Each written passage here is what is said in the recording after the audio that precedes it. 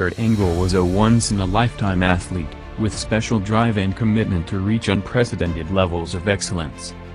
Usually with that kind of win-at-all-cost mentality at the top of the game, the drastic steps taken to achieve it overshadow any risk it might lead to.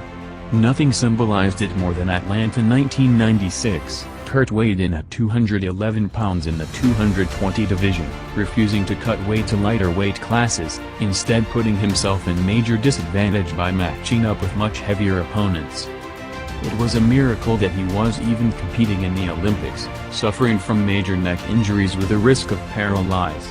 The ultra-driven Angle eventually found a doctor to clear him, going on to win the Olympic gold medal, signing with the Peking WWF in 1998. It was reported that by his second training, Kurt was already ahead of where performers should be after months. Even knowing the world-class athlete that he is, Angle surprised everybody in the business, within a year already becoming one of the top performers and biggest stars in the industry. By 2001, Angle has now reached the top in two industries, from there continuing to be one of the best all-around performers until the day he stopped working consistently. The intensity and determination to perform on such a high level, just like in 1996, had a price. The neck injuries followed him and were only made worse throughout his wrestling career as Angle refused to slow down, staying committed to the incredible standard he set for himself, leading to huge amounts of painkillers and muscle relaxers. After WWE implemented its new drug policy in February 2006, Angle, among other high-profile names, was suspended for 30 days on June 28, 2006 for allegedly using Dicodurabolin.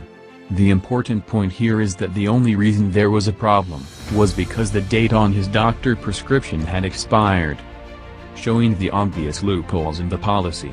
Besides the misunderstanding with the timing of his prescription, Angle never failed to test for any substance and had official documents for everything he took. In March 2007, Sports Illustrated published a story of major athletes allegedly ordering steroids and growth hormone from website Source Supply Pharmacy Services located in Mobile, Alabama. Angle was listed as receiving 2 prescriptions between October 2004 to February 2005. One for Dicodurabolin, and one for Trenbolone. Dica is probably the most common used drug in the industry, helps with muscle building, sharpness and recovery. Trenbolone, known in bodybuilding as one of the most effective drugs for changing body composition, building muscle and burning fat at the same time. It also known as one of the harshest substances on the body, with many side effects physically and mentally. Kurt responded to the allegations in 2009, saying that he took steroids in the past to help with recovery from his neck injuries, noting how he lost more than 2 inches on his arms due to loss of blood circulation post-surgeries. The timing matches Angle's reasoning, as during that period between October 2004 to February 2005, Kurt was rarely working long singles matches, and was getting ready to be in top condition for a headline match at WrestleMania 21.